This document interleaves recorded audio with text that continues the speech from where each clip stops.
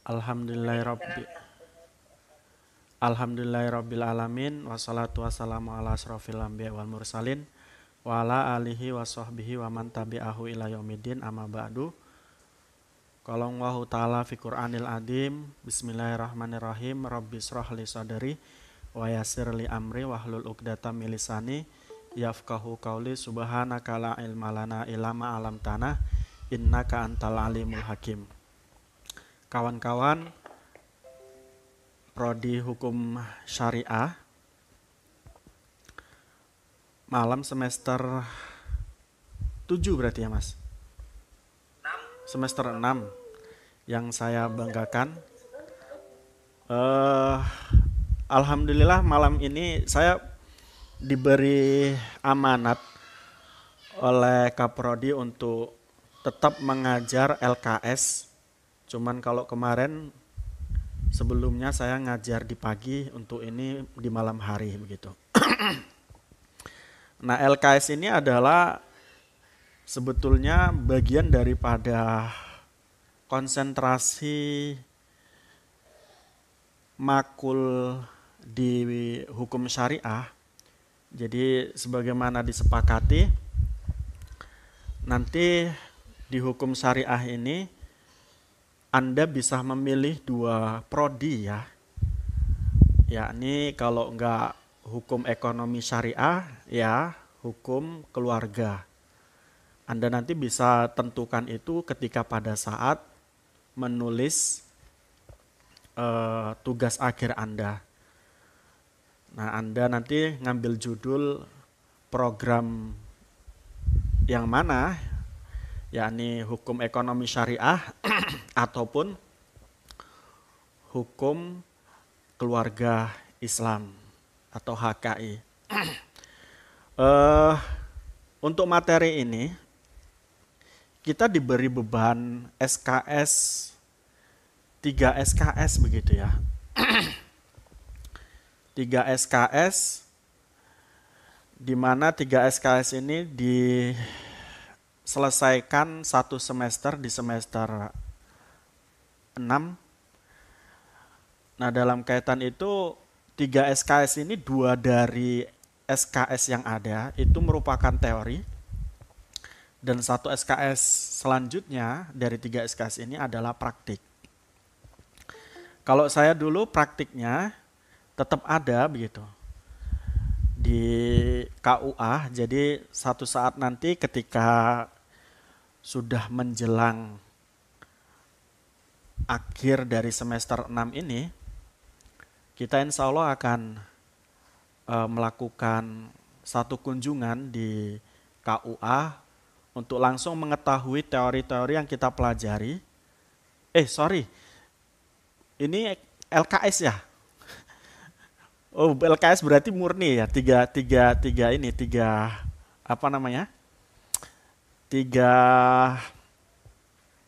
SKS full ya. Jadi tidak ada praktik. Namun ketika jenengan nanti menginginkan untuk melakukan observasi atau pengamatan secara real, bisalah kita nanti di lembaga keuangan yang nanti jenengan pilih, baik itu di perbankan ataupun di non perbankan. Oke, begitu kawan-kawan. Sekarang kita sepakati dulu sebagaimana mestinya bahwa dalam setiap kali awal perkuliahan tentunya dalam kaitan ini saya dan jenengan harus menyepakati bagaimana model pembelajaran kita atau model belajar mengajar kita pada saat mengarungi semester 6 ini. Nah, dalam kaitan itu sebagaimana sering saya katakan di dalam awal kali kita melakukan perkuliahan, bahwa perkuliahan ini adalah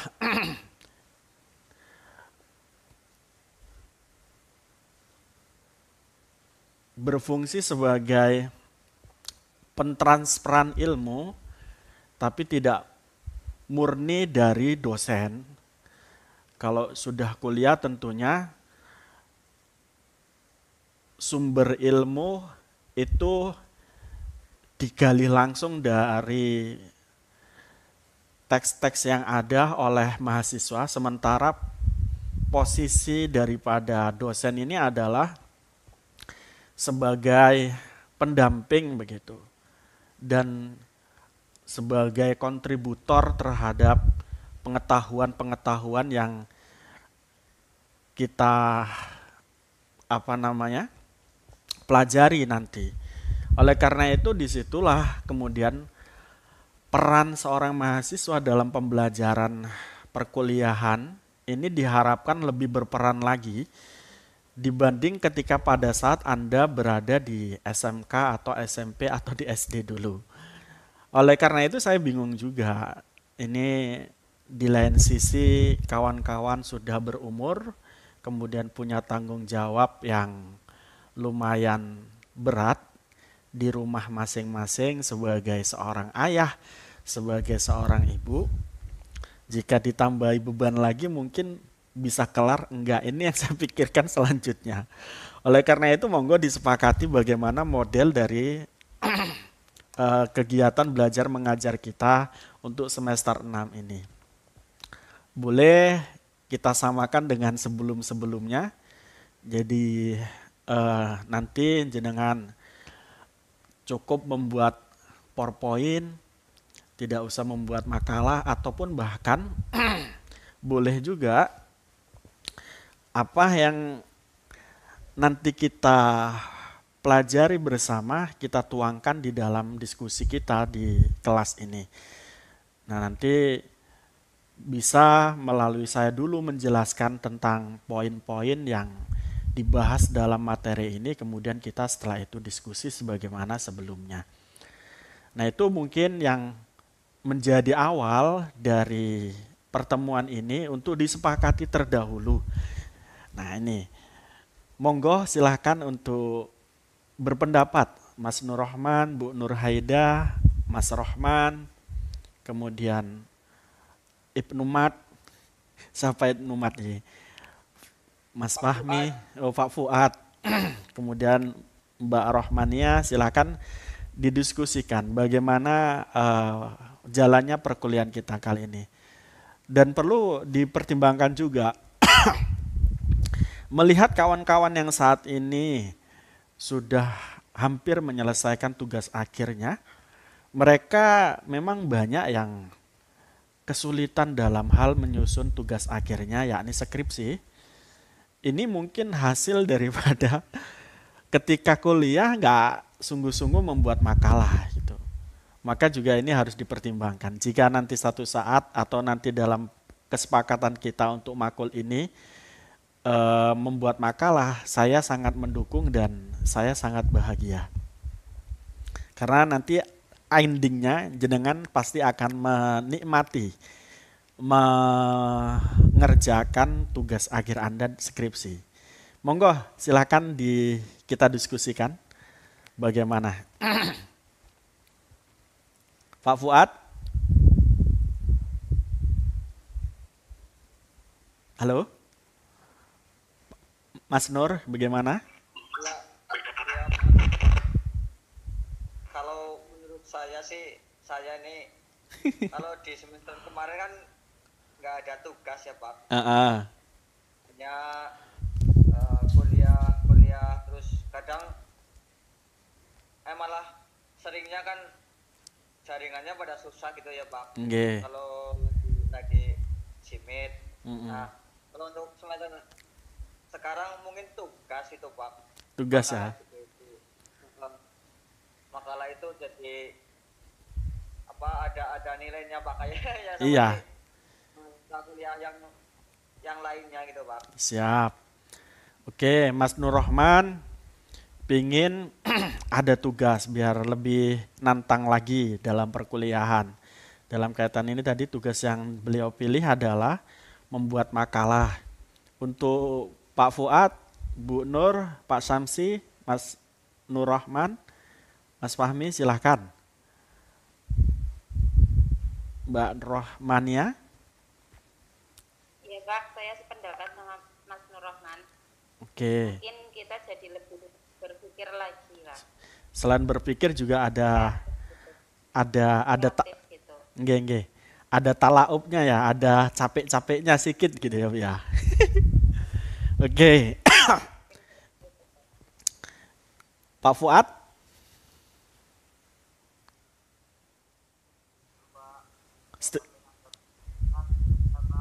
Oke. Buat makalah ya sekedar makalah copy paste saja. Oke. Karena kalau tetap copy paste nantinya ketika skripsi juga bingung lagi seperti Iya. Jadi begini yang saya lihat saat ini nih, kawan-kawan yang semester ini yang sudah sempro ya gitu ya, itu juga nanti mengalami kesulitan juga. Jadi mereka nggak biasa menghadapi penyusunan makalah, penyusunan karya tulis begitu ya, karya tulis ilmiah, sehingga ini setelah sempro pun mandek gitu. Mandek, jadi bingung padahal sudah ada outline-nya. Nah kalau biasa membuat makalah dan ngerti outline-nya kan pasti bisa menyusun. Nah itu begitu.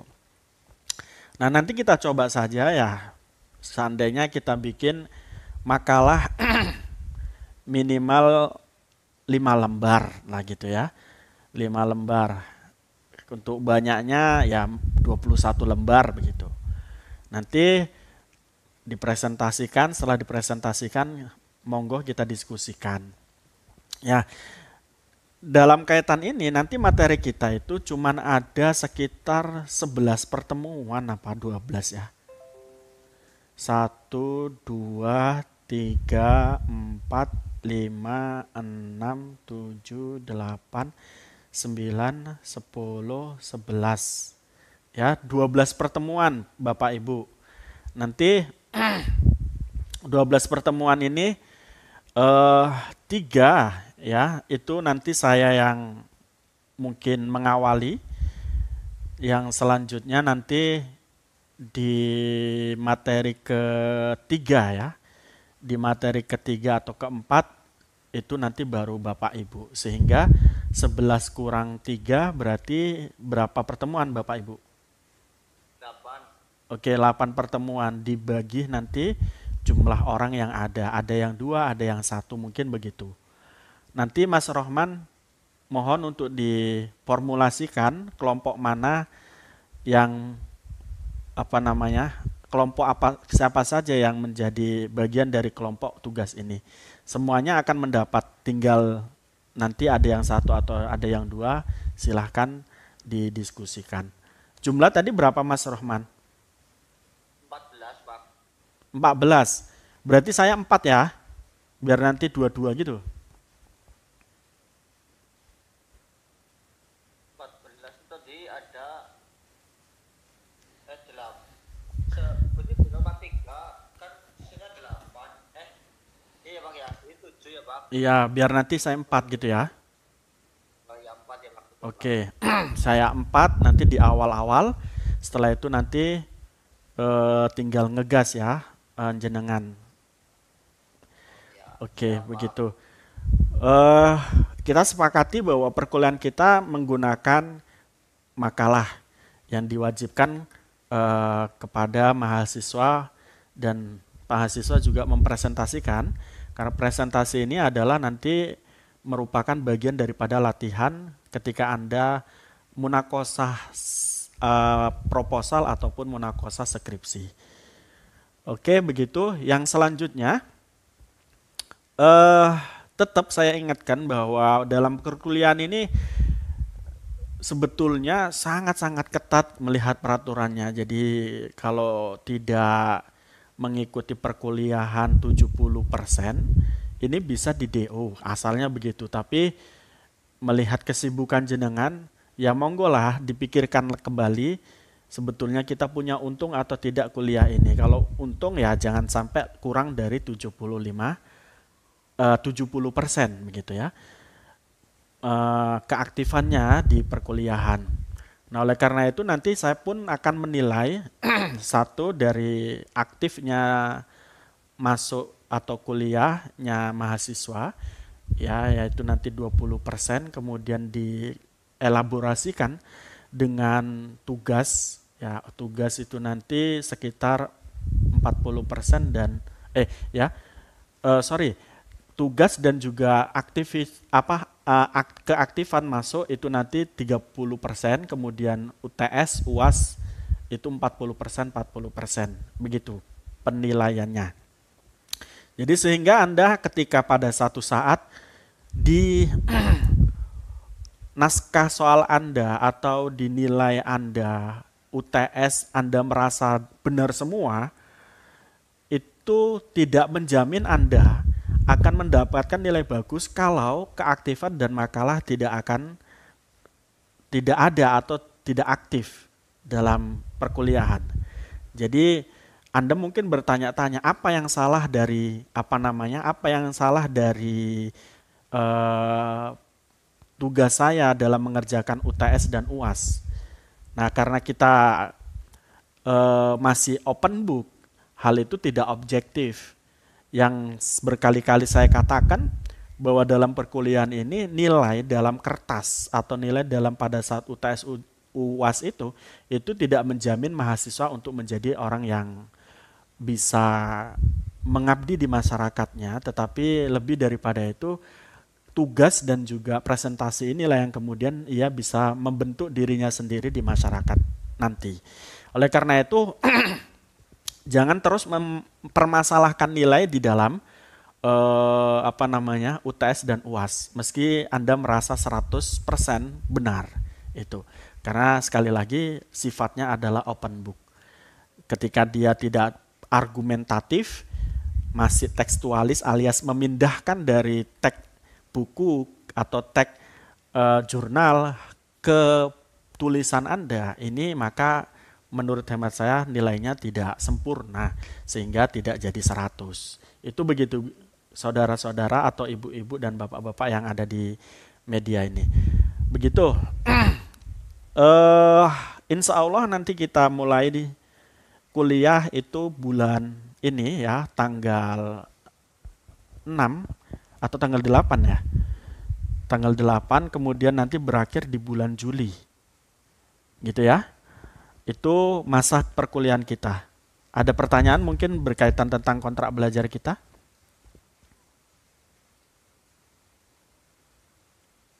Setuju, Pak.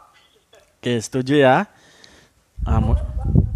Oke, mudah-mudahan apa yang kita inginkan itu kan, apa yang kita targetkan ini menjadi bagian kunci daripada kesuksesan kita bersama. Saya tidak akan memberatkan jenengan. Contohnya kemarin-kemarin saya nggak mungkin memberatkan jenengan kan gitu. Tapi karena memang kita sudah berakademisi ya, sudah akademik, maka tuntutan-tuntutan akademik itulah yang mungkin kita harus wujudkan. Itu begitu. Oke kawan-kawan, kita masuk materi kita. Jadi materi pertama itu adalah langsung kita genjot aja biar nanti di akhir-akhir kita bisa leluasa begitu ya. Oke, kita mulai materi kita. Materi kita adalah berkaitan tentang lembaga keuangan syariah. Sebagaimana saya katakan tadi, lembaga keuangan syariah ini adalah materi atau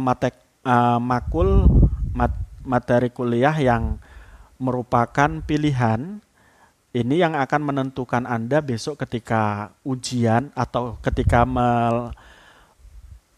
menulis ya atau mengerjakan tugas akhir Anda memilih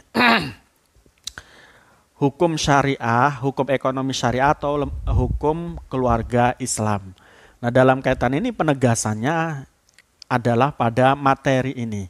Termasuk juga kemarin kita sudah membahas tentang di semester sebelumnya yang sore itu apa? Makul apa ya? Lupa saya. Yang mana, Pak? Yang sore. Sore tadi. Dulu kemarin waktu semester kemarin. Oh, kaidah-kaidah fikih. Nggak, satu lagi. Oke, problematika hukum ekonomi syariah itu juga bagian daripada rangkaian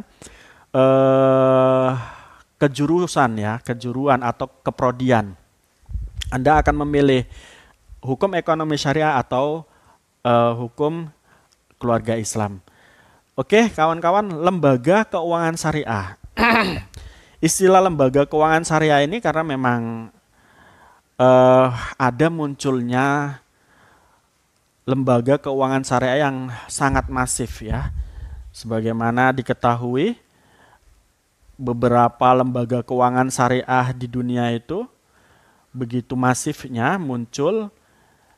Yang pertama kali mungkin di Pakistan, kemudian di Mesir, kemudian Siprus, Kuwait, Bahrain, Uni Emirat Arab, Malaysia, Iran, ya, kemudian Turki. Ini negara-negara itu memunculkan sistem keuangan yang berbasis atau berprinsip syariah, yang kemudian ini membentuk satu istilah yang disebut dengan lembaga keuangan syariah. Nah, lembaga keuangan syariah yang dimaksud adalah lembaga keuangan yang berprinsip pada prinsip-prinsip syariah. Jadi ada lembaga keuangan non-syariah yang prinsipnya adalah tidak pada prinsip syariah, dan kalau yang syariah ini berprinsip kepada syariah. Kalau lembaga konvensional atau lembaga non-syariah itu biasanya bebas nilai. Artinya bebas nilai itu adalah nilai agama apa saja, nilai ekonomi apa saja, nilai prinsip ekonomi apa saja itu masuk di dalamnya. Tetapi kalau lembaga keuangan syariah ini dibatasi. Tidak masuk di dalam lembaga keuangan syariah jika itu adalah sistem ekonomi kapitalis, liberal, ataupun sosialis. Tidak masuk di dalamnya. Jadi prinsipnya adalah prinsip syariah, yang kemudian ini membingkai lembaga keuangan syariah ini menjadi istilah yang khusus, yakni disebut lembaga keuangan syariah. Nah, tadi kita singgung bahwa prinsip atau lembaga keuangan syariah adalah lembaga keuangan yang berprinsip syariah. Apa yang dimaksud dengan prinsip syariah? Prinsip syariah itu adalah aturan perjanjian berdasarkan hukum Islam antara bank dan pihak lain untuk menyimpan dana atau pembayaran kegiatan usaha. Jadi produk daripada lembaga keuangan itu baik penyimpanan ataupun pembayaran kegiatan usaha, ini semuanya berpatok kepada hukum Islam atau mengacu kepada hukum Islam dasarnya. Di mana nanti kita lihat hukum Islam itu punya prinsip-prinsip tertentu atau nilai-nilai tertentu dalam muamalah syariahnya. Ya.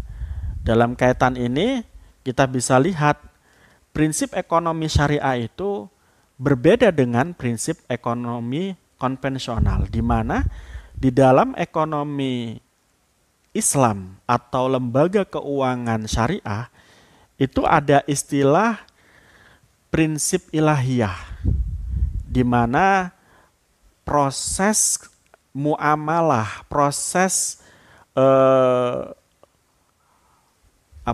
aktivitas ekonomi itu didasarkan kepada ketuhanan.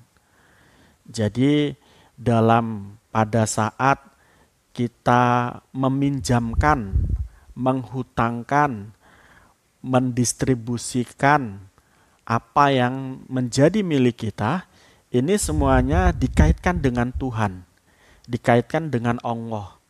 Artinya diharapkan dari pendistribusian ini adalah satu ibadah. Karena kita menolong orang untuk memenuhi kebutuhannya. Oleh karena itu, nilai ilahi ini tidak ada di dalam ekonomi konvensional. Yang ada di dalam ekonomi Islam atau prinsip lembaga keuangan syariah.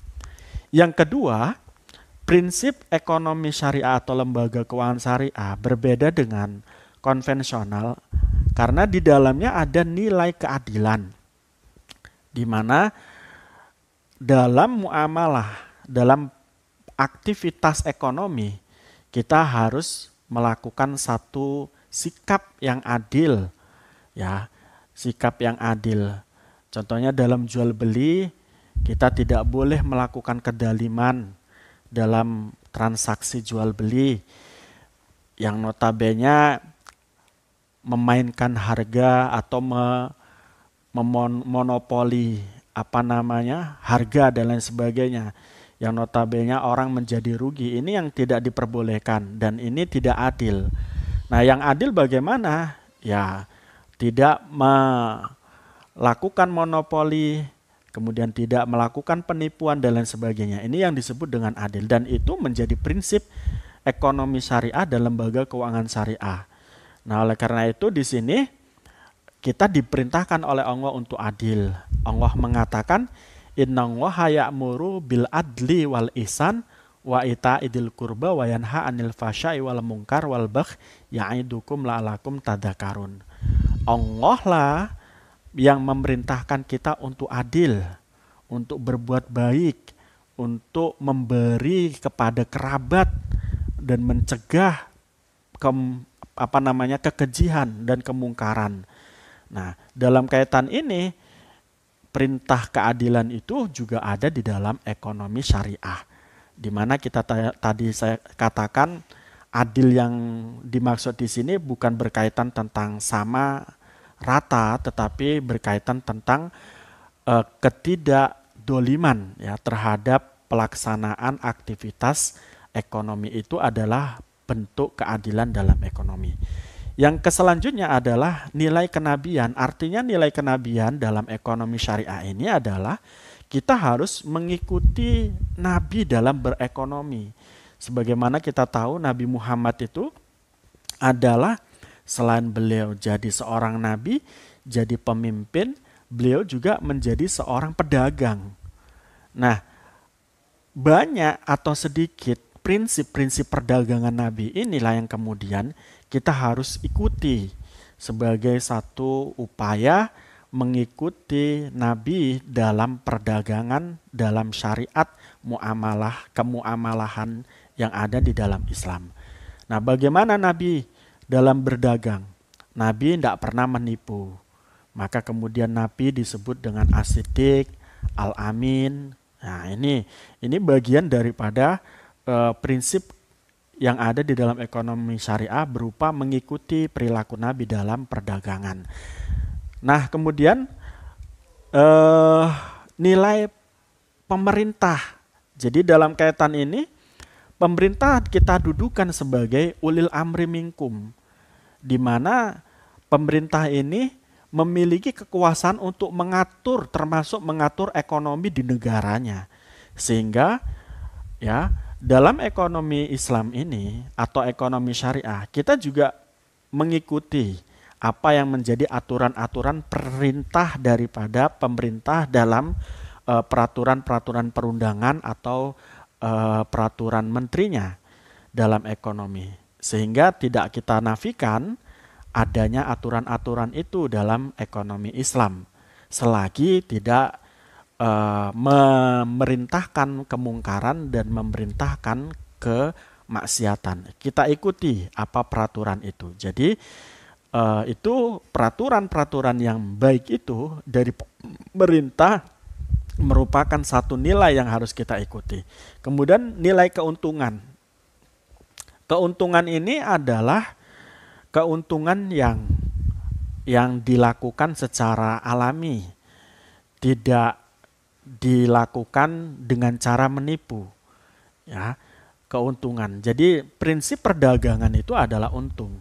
Dalam Islam itu perdagangan yang disebut atau perdagangan atau akad perdagangan yang berkaitan tentang keuntungan itu diatur dengan tetap di dalam fikih yang disebut dengan akad murabahah. Jadi jual beli murabahah itu adalah jual beli yang asalnya kita beli 500, kita jual 1000, itu adalah model sistem akad murabahah. Dan keuntungan tersebut tentu tadi saya katakan tidak berkaitan dengan kedaliman dan penipuan atau bahkan perjudian dalam kaitan ini. Jadi keuntungan itu adalah keuntungan yang murni, bukan hasil daripada penipuan, perjudian ataupun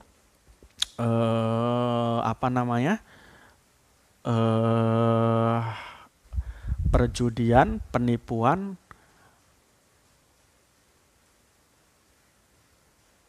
apalagi satu lagi. Nah, tidak bagian daripada itu. Tipuan, perjudian, satu lagi. Riba mungkin, Pak. Tidak juga riba itu ya, tidak juga riba. Yang dimaksud keuntungan ini adalah keuntungan murabahah tadi ya. Jadi maghrib ya, istilahnya itu maghrib. Maisir, horor, riba. Satu lagi dulmu ya, kedoliman. Sehingga dalam transaksi keuangan atau transaksi ekonomi Islam itu tidak boleh memaksa. Karena memaksa ini adalah bagian daripada dulmu itu tadi.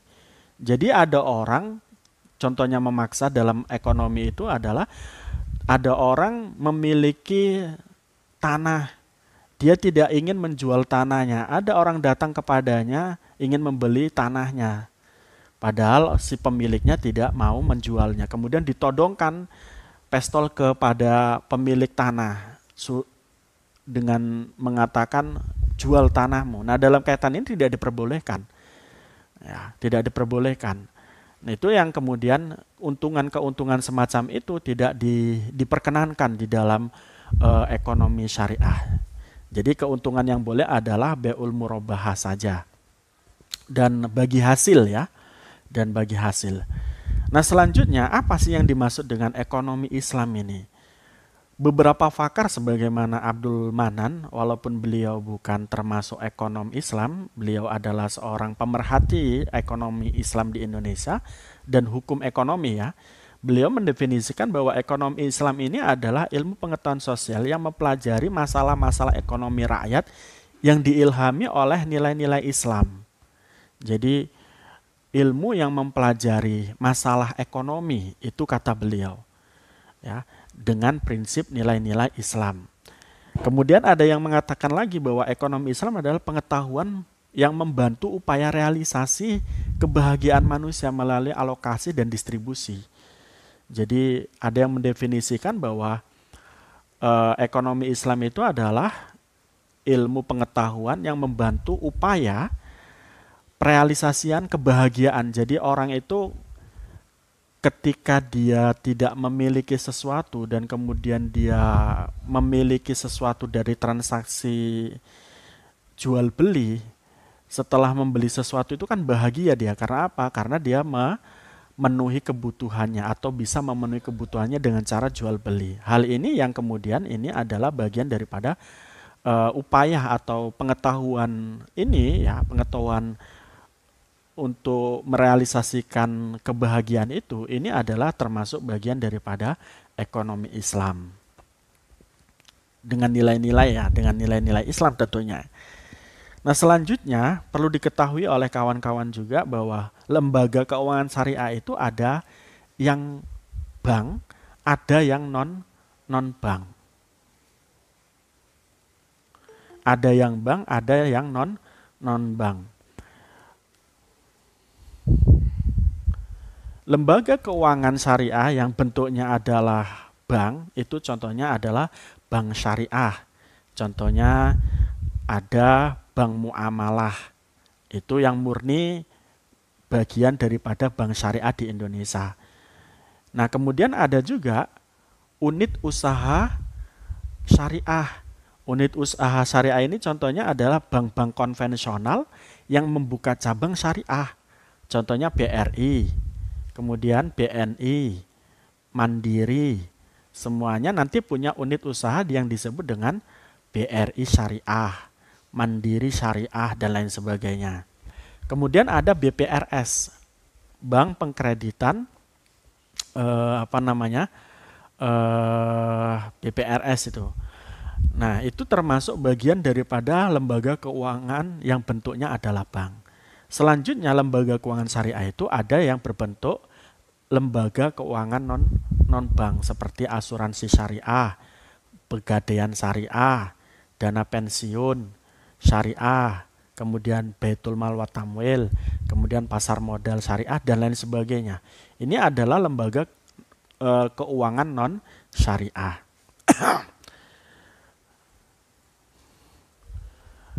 Selanjutnya adalah tujuan ekonomi sekarang. Jadi ekonomi ini sudah ada sejak manusia itu lahir begitu ya.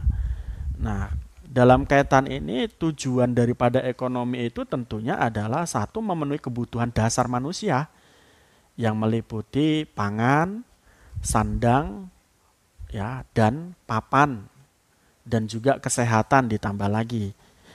Jadi ada tujuan ekonomi Islam itu adalah memenuhi kebutuhan, ya, mulai dari sandang, pangan, papan, dan kemudian kesehatan. Ini adalah bentuk daripada aktivitas ekonomi dan tujuannya.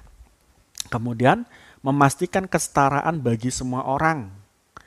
Jadi di sana adanya transaksi-transaksi itu adalah menunjukkan adanya setiap orang berhak untuk memiliki sesuatu dan berhak untuk memindahkan hak miliknya kepada orang lain. Ini yang disebut dengan kesetaraan. Jadi tidak sebagaimana di zaman jahiliyah dulu, orang yang miskin itu dianggap tidak memiliki apa-apa, ya, dan hartanya bisa dikuasai. Sementara dalam ekonomi itu tidak begitu. Dalam ekonomi Islam apalagi kan gitu. Jadi semua yang ada di muka bumi ini berhak terhadap memiliki sesuatu dan memindahkan hak miliknya kepada seseorang yang lain. Kemudian tujuan daripada ekonomi Islam lagi adalah mencegah terjadinya pemusatan kekayaan dan mengurangi ketimpangan. Itu sebagaimana kita tahu di dalam Islam ini ada istilah zakat, ada istilah sodako, ada istilah infak, ada istilah hibah.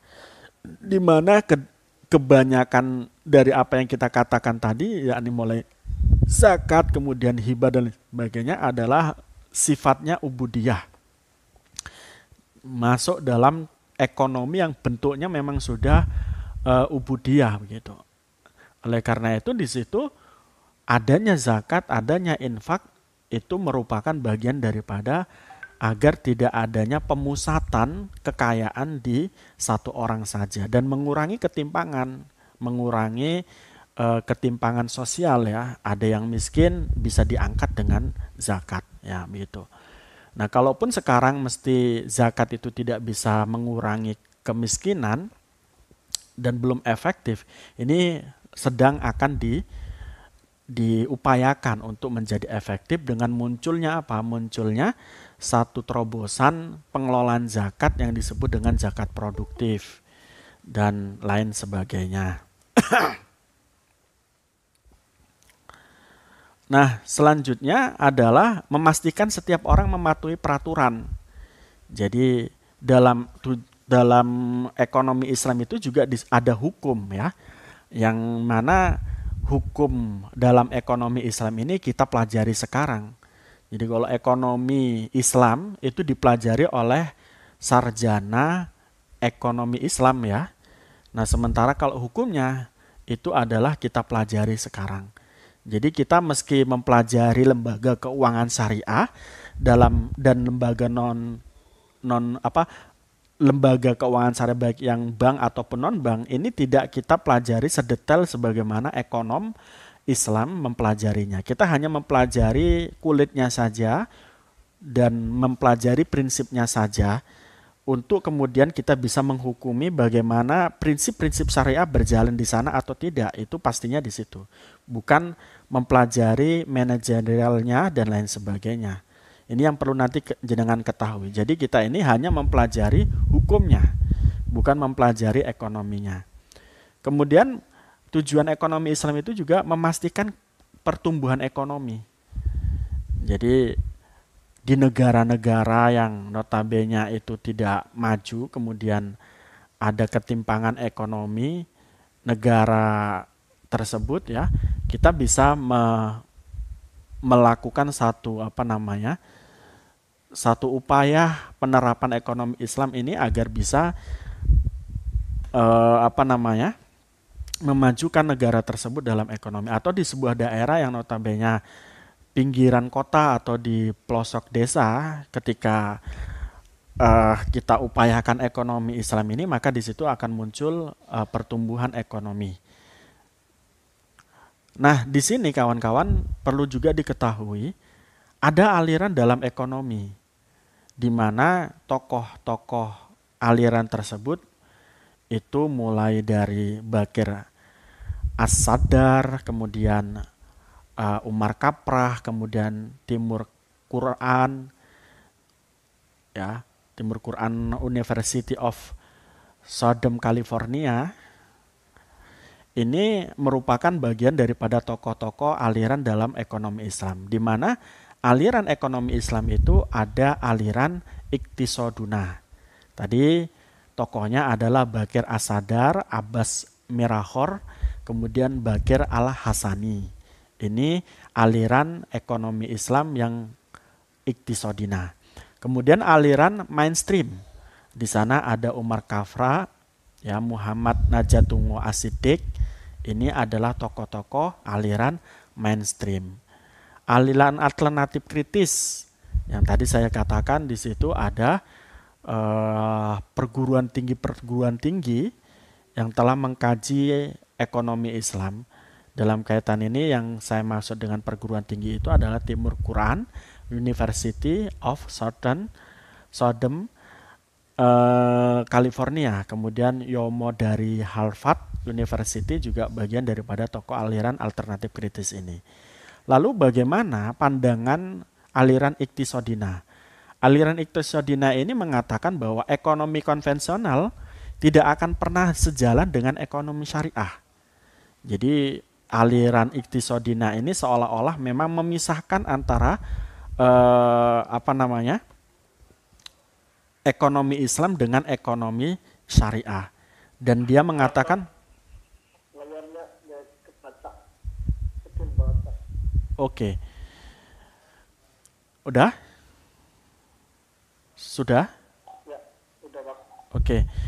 Aliran Iqtisodina ini mengatakan bahwa ekonomi konvensional tidak akan pernah sejalan dengan ekonomi syariah.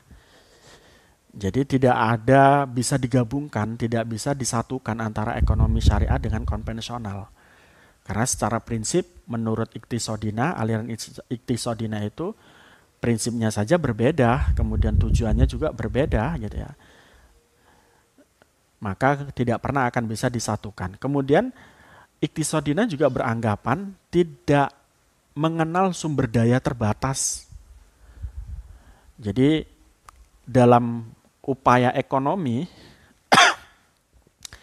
orang ketakutan sumber daripada kekayaan alam ini habis begitu. Contohnya di Indonesia ini sedang ketakutan akan kehabisan minyak tanah. Kemudian minyak tanah di stop dari peredarannya diganti dengan gas. Ya kan begitu kan? Kemudian apalagi emas juga begitu kan? Ketakutan dan lain sebagainya. Nah, dalam kaitan ini Iqtisodina tidak membatasi itu. Ya, tidak membatasi kehabisan sumber daya alam yang ada gitu. Karena mungkin Iqtisodina ini mengatakan itu karena dasar wama min dabatin fil ardi ila ala Allahi rizquha. Setiap hewan yang melatah di muka bumi ini itu semua ditanggung rizkinya oleh Allah, mungkin begitu. Jadi sehingga di situ tidak ada batasan untuk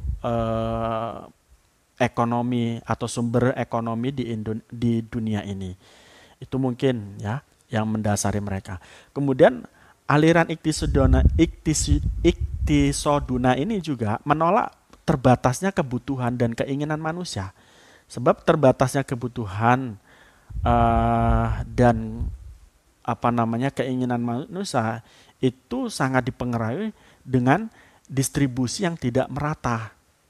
Jadi kebutuhan kita itu dibatasi dengan kebutuhan orang lain. Itu kan asalnya begitu kalau kita dalam konvensional itu.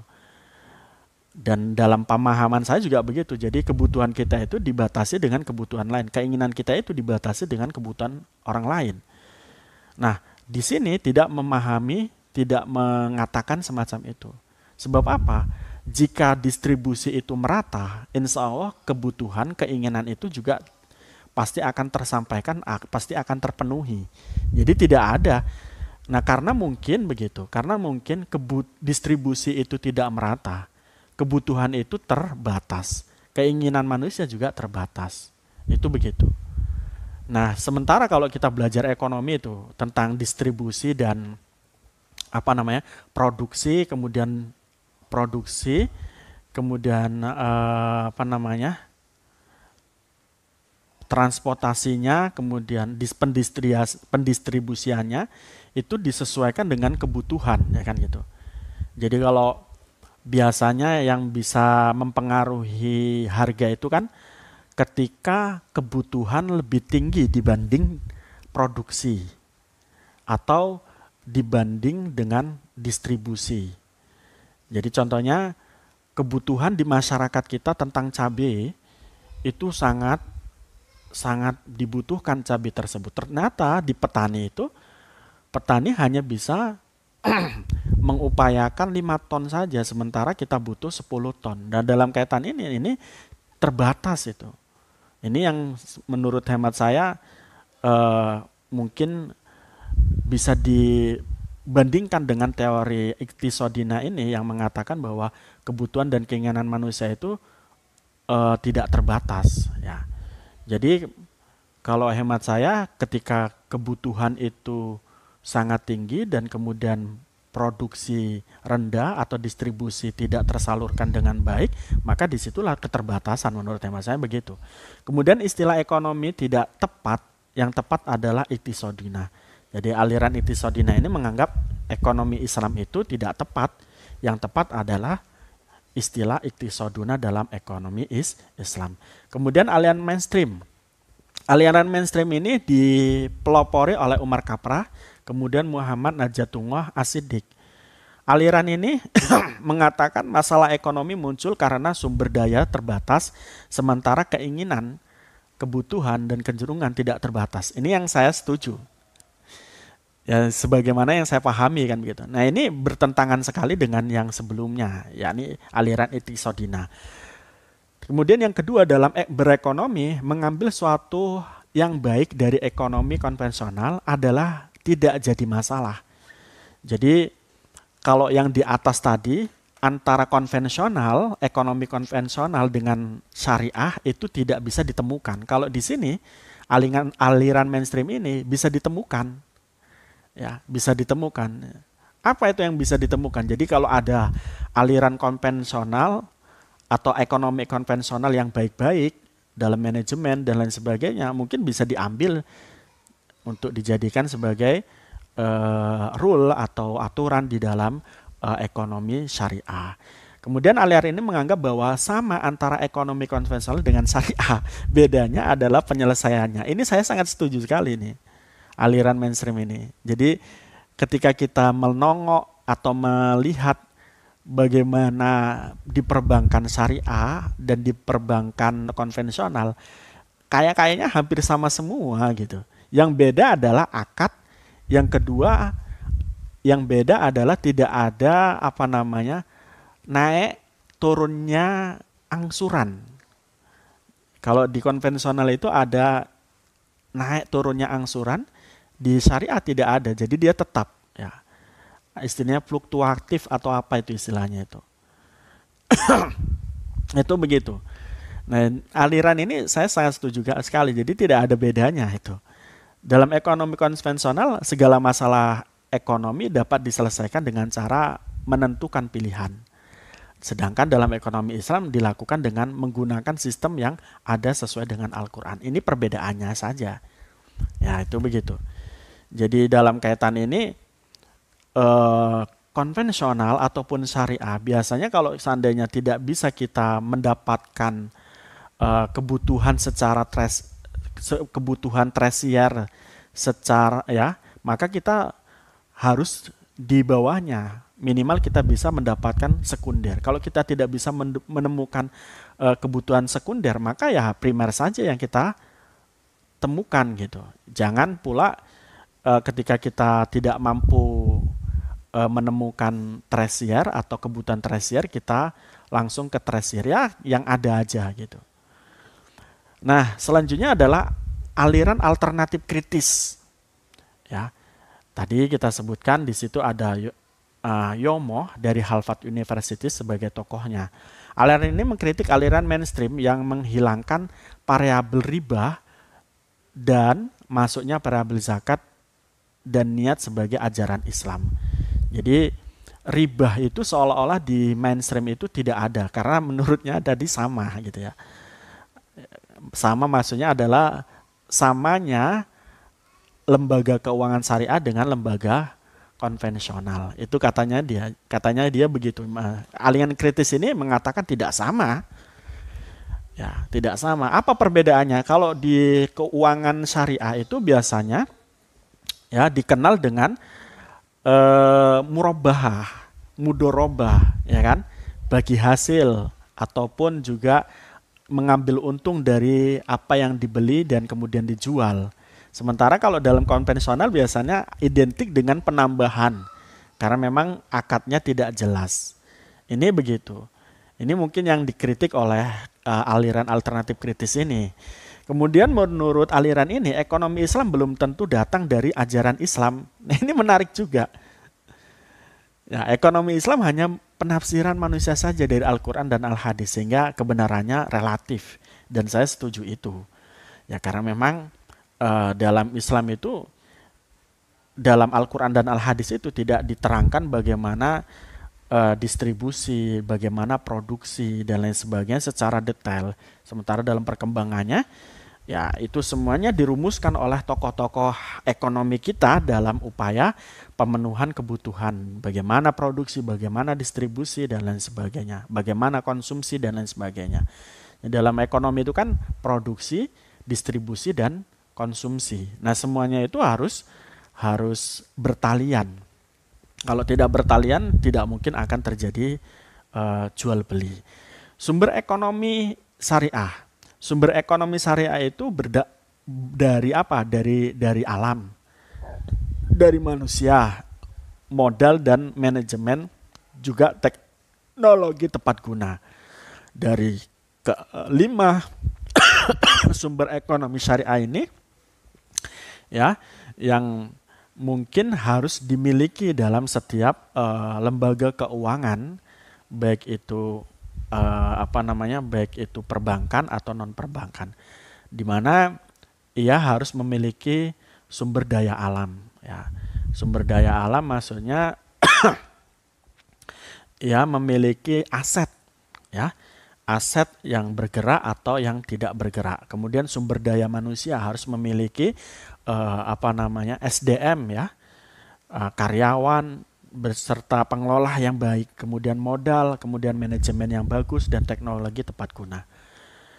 Nah, kemudian perkembangan lembaga keuangan syariah, sebagaimana kita ketahui tadi saya sempat sebutkan bahwa perkembangan keuangan syariah ini sudah muncul di Mesir, yang mana mereka membuat satu bank yang disebut dengan Faisal Islamic Bank tahun 1974.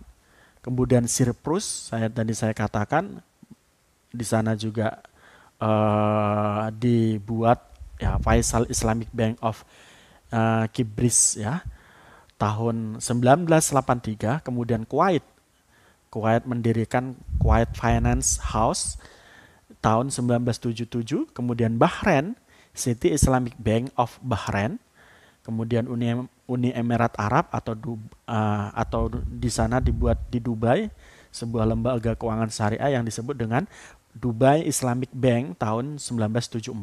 Kemudian Malaysia, Bank Islam Malaysia Berhad itu 1983, kemudian Iran tahun 1974, dan Turki Darul Mal Islam, ya, Darul Mal Al-Islami itu tahun 1984.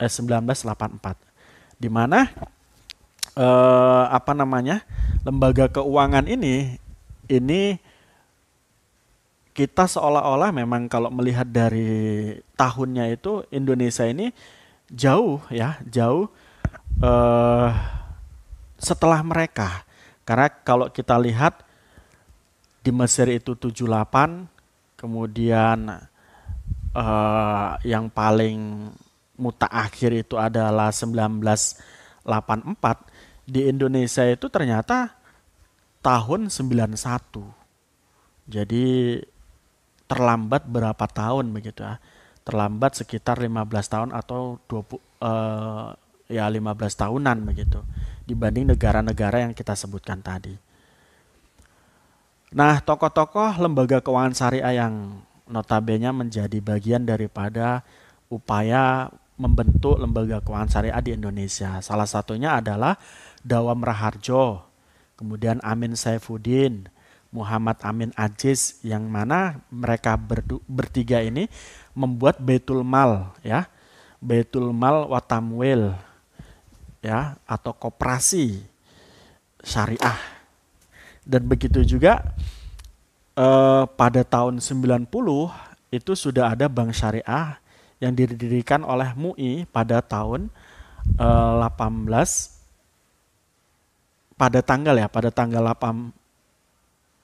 tanggal 18, 20 atau 22 sampai 25 Agustus 1990, ya, di mana beliau-beliau ini, yakni orang-orang MUI, ulama-ulama kita di MUI itu menggagas satu musyawarah MUI, dan salah satunya adalah membahas tentang gagasan bank syariah, ya. Jadi Agustus itu sudah ada gagasan, kemudian Bank Muamalat Syariah lahir tahun 91 bulan 1 November. Pada saat itu sahamnya sudah sampai 84 miliar saham untuk Bank Muamalat Syariah. Kemudian Undang-Undang Nomor 10 tahun 1998 memperbolehkan bank konvensional membuka unit usaha syariah berupa bank syariah. Jadi tadi Bank BRI Syariah itu telah mendapat izin dari Undang-Undang Nomor 10 tahun 1998 untuk mendirikan unit usaha syariah atau disingkat dengan UUS. Nah, tujuan pendirian lembaga keuangan syariah.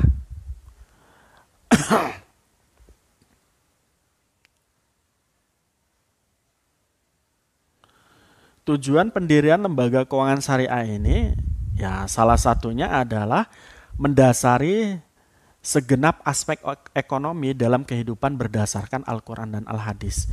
Jadi kita sebagai umat Islam yang punya dasar Al-Quran dan Al-Hadis, kenapa lembaga keuangan syariah kita tidak kita dasarkan kepada Al-Quran dan Al-Hadis? Inilah yang kemudian didirikan lembaga keuangan syariah dengan prinsip Al-Quran dan Al-Hadis itu. Kemudian dalam prinsipnya lembaga keuangan syariah itu menginginkan satu prinsip yang disebut dengan profit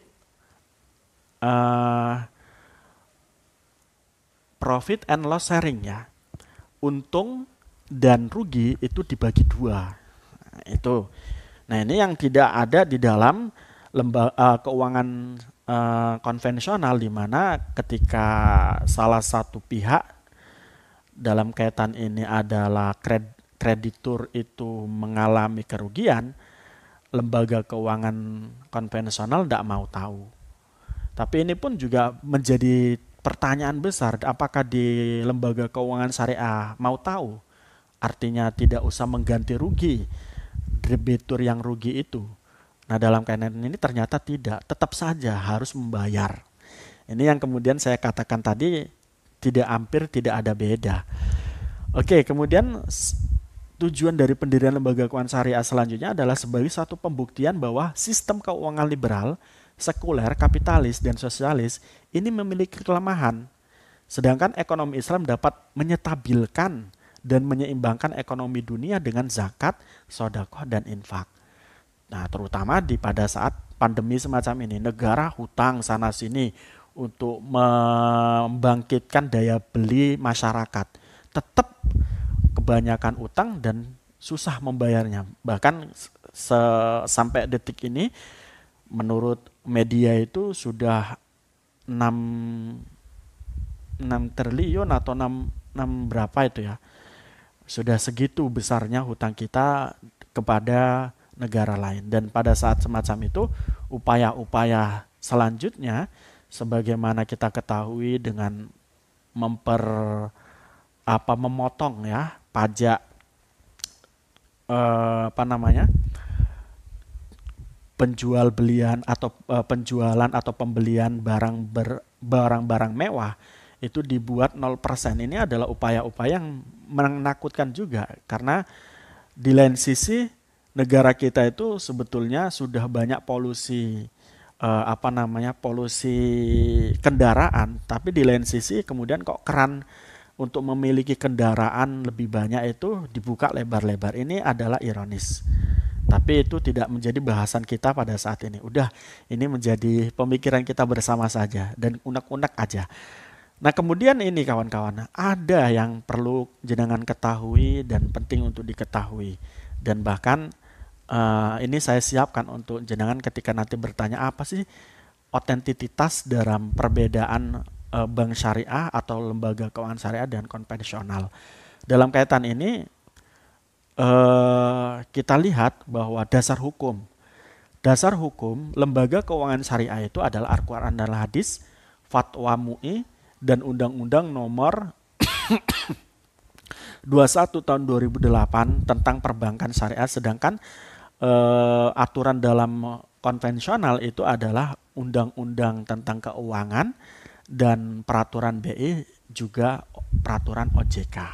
Itu dari segi landasan hukum atau dasar hukum berbeda. Ya. Kemudian sistem operasional bank syariah atau lembaga keuangan syariah itu harus mengikuti fatwa MUI, ya, dan hukum fikih di dalam fikih muamalah, ya, itu harus mengikuti itu. Sementara konvensional tidak perlu, karena di dalam konvensional tadi kita katakan bahwa lembaga keuangan konvensional ini bebas nilai, apa saja diambil itu, baik itu ekonomi liberalis, kemudian ekonomi sosialis, kemudian ekonomi kapitalis, itu semuanya diambil oleh lembaga keuangan konvensional. Sementara dalam ekonomi syariah tidak begitu. Ekonomi syariah sesuai dengan fatwa, ya, sesuai dengan fikih muamalah. Kemudian cara pengelolaan dana dananya ini juga berbeda, ya. Dalam pengelolaan dana lembaga keuangan syariah itu tidak diperkenankan pengelolaan dana tersebut pada sesuatu yang maksiat.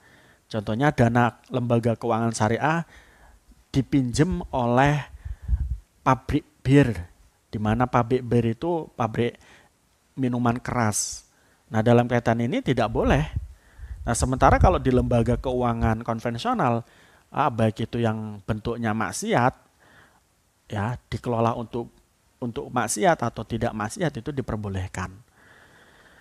Kemudian metodologi transaksi, tentunya dalam kaitan ini metode transaksi keuangan syariah mengikuti akad-akad muamalah yang ada di dalam fikih, sedangkan konvensional tidak. Kemudian pembagian keuntungan, dalam kaitan ini lembaga keuangan syariah itu mengambil keuntungan dari bai'ul murabahah, jual beli untung, atau mudorobah, syirkah, dan lain sebagainya. Tetapi di dalam konvensional tidak begitu.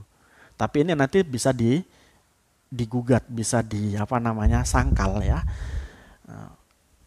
Faktanya hampir sama kalau yang ini, pengambilan keuntungannya. Sehingga ketika lembaga keuangan syariah yang menerapkan keuntungan dari bai'ul murabahah dan mudorobah ini tidak menggunakan atau tidak mengenal sistem riba, sementara konvensional mengenal riba.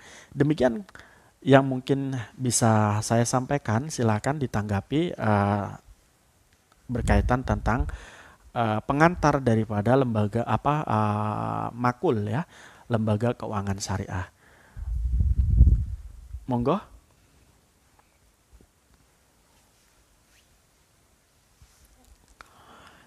Monggo silakan jika ada yang perlu ditanyakan. Wah, kayaknya tidur ini. Halo. Enggak, Pak. Oh, enggak ya? Iya, Pak. Oke. Monggo jika ada yang perlu dipertanyakan atau pandangan Anda bagaimana begitu, menurut Anda bagaimana lembaga keuangan syariah? Ada enggak perbedaan pemahaman antara yang dibahas tadi dengan apa yang menjadi pemahaman Anda sebelumnya?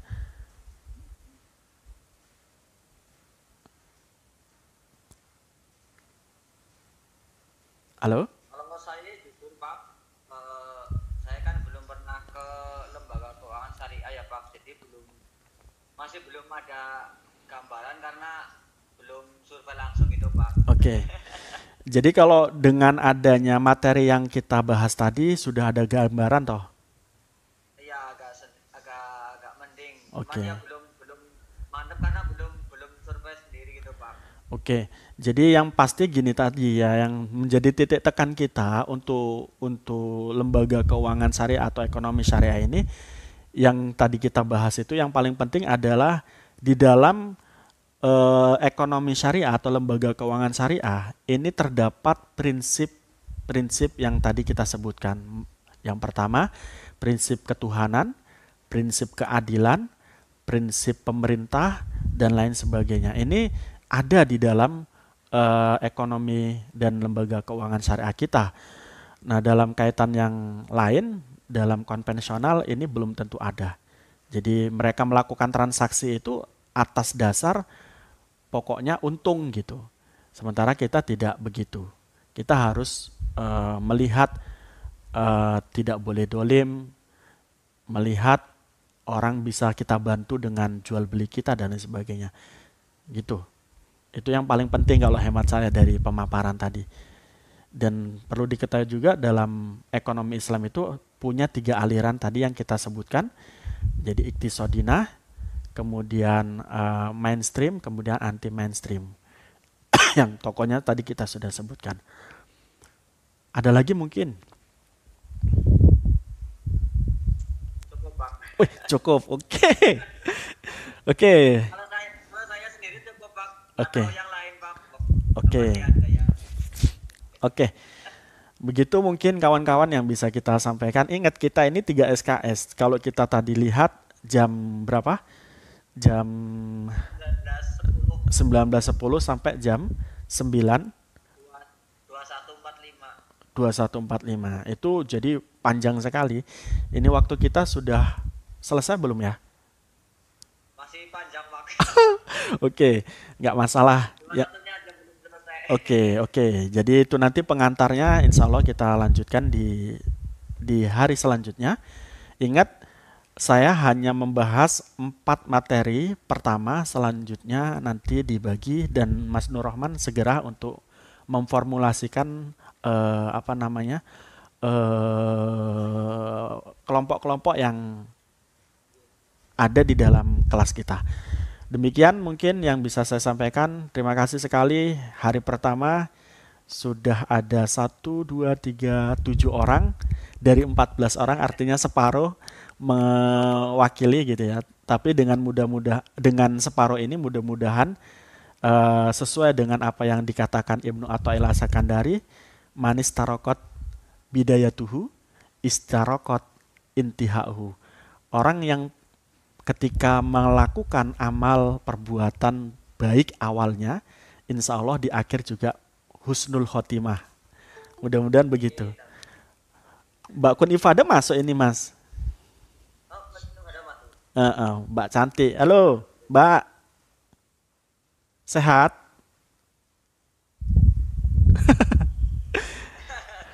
Oke. Kami turut berduka cita Mbak Kun. Halo?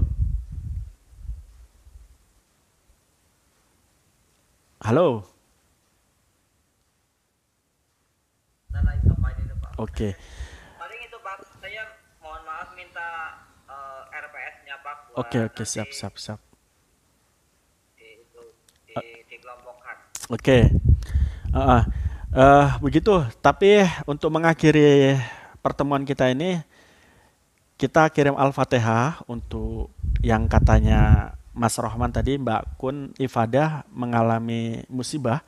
Mudah-mudahan keluarga yang ditinggalkannya mendapat ketabahan, kesabaran, dan juga ganjaran dari Allah sebagai satu amal yang baik dicatat oleh Allah. Kemudian bagi yang meninggal mudah-mudahan diterima di sisi Allah dan ditempatkan di tempat yang paling nyaman di sisi Allah. Amin. Ila hadratin Nabil Mustafa Muhammadin sallallahu alaihi wasallam wa azwajihi wa dzurriyyati wa lil baiti wa ila hadrati jami khulafar rasyidin wa ila hadrati ulama lamilin wa ila hadrati al-talim masyariqil magharibiha barriha wa bariha wa khususan ila hadrati Syabdul Qadir Jailani radhiyallahu an lahumul Fatihah. A'udzubillahi minasyaitonir rajim. Bismillahirrahmanirrahim. Alhamdulillahirabbil alamin arrahmanirrahim. Iyyaka na'budu wa iyyaka nasta'in ihdinas siratal